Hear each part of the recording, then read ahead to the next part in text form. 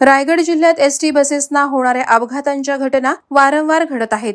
जिल्ह्यात दररोज धावणाऱ्या लोकल एसटी बसेसची अवस्था अत्यंत दयनीय आहे। अनेकदा या बस रस्त्यातच बंद पडलेल्या दिसून येतात। मात्र एसटी प्रशासन या समस्येकडे जाणीवपूर्वक दुर्लक्ष करत असल्याचं दिसून येतंय। या नादुरुस्त आणि जुन्या झालेल्या बसेसमुळे अनेक अपघात घडत आहेत। पाली खोपोली राज्य महामार्गावर दापोडे हद्दीत देखील एसटी बसचा भीषण अपघात झाला। या मार्गावर एसटी बस आणि सेलेरिओ कारची जोरदार धडक झाली। एसटी बस कर्जत खोपोली मार्गे माणगावकडे जात होती, तर सेलेरिओ पाली बाजूकडून खोपोलीकडे येत होती। एसटी बसमध्ये बिघाड झाल्याने बस अनियंत्रित होऊन हा अपघात झाल्याची प्राथमिक माहिती मिळत आहे। या अपघातात सेलेरिओ कारमधील डॉक्टर आयुष गायकवाड आणि विशाल पाटील हे गंभीर जखमी झाले असून त्यांना उपचारासाठी पेणमधील रुग्णालयात दाखल करण्यात आले। हा अपघात इतका भीषण होता की एसटी बस रस्त्याच्या बाजूला विद्यार्थ्यांसहित पलटी झाली। मागील काच फोडून 48 एनसीसीच्या विद्यार्थ्यांना बाहेर काढण्यात आलं।